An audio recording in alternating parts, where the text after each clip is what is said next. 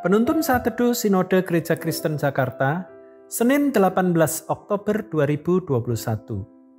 Sebelum mengenal kasih karunia.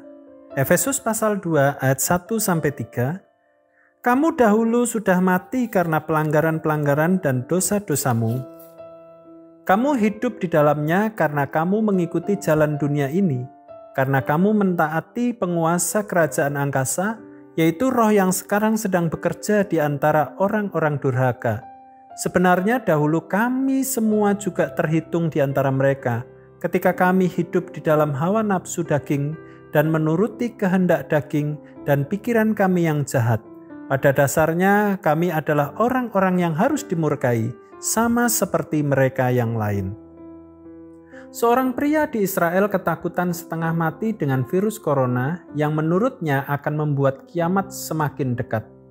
Pria ini pun mengembalikan kepada otoritas benda-benda purbakala Israel sebuah artefak berbentuk bola yang terbuat dari batu berumur 2000 tahun yang dicurinya 15 tahun yang lalu.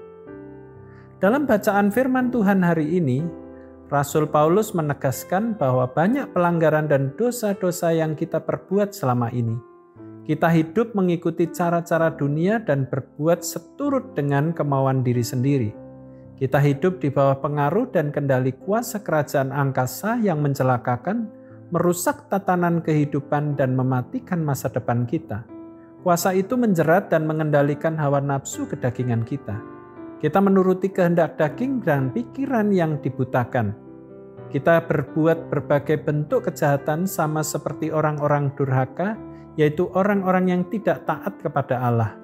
Akibatnya, sudah sepatutnya kita dimurkai dan dihukum lewat penderitaan yang dapat dirasakan dalam keseharian kehidupan kita. Bahkan seharusnya kita menerima hukuman yang tidak berkesudahan atau kekal. Dua fakta di atas, yaitu seorang pria mencuri artefak dan penekanan Rasul Paulus soal kehidupan manusia lama yang hanya mementingkan diri sendiri, terikat keinginan daging dan cara-cara duniawi. Kedua hal itu memperlihatkan kepada kita kematian rohani seseorang ketika berada di luar Yesus Kristus. Kedagingan menunjukkan tubuh manusia yang sudah jatuh dalam dosa, kecenderungan berbuat dosa dan diperbudak oleh dosa. Keduniawian menunjukkan prinsip-prinsip dunia yang bertentangan dengan firman Tuhan.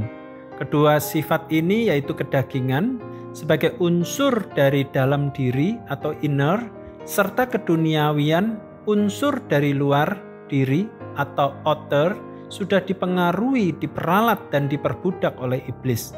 Tetapi syukurlah betapa besarnya kemurahan hati Allah. Ia begitu mengasihi kita. Efesus 2 ayat yang keempat. Penyembahan yang salah dilakukan di luar kebenaran Allah. Betapa bahayanya ini. Oleh karena itu, marilah kita mengenal dengan sungguh-sungguh dan hidup berakar dalam Tuhan. Kita sudah mengenal dan mengalami kasih karunia Allah. Karena itu, setiap orang yang tetap berada dalam Dia tidak berbuat dosa lagi. Setiap orang yang tetap berbuat dosa tidak melihat dan tidak mengenal Dia. 1 Yohanes 3 ayat yang ke-6. Mari kita menjaga kekudusan hidup sebagai orang-orang yang sudah ditebus oleh kuasa darah Yesus Kristus.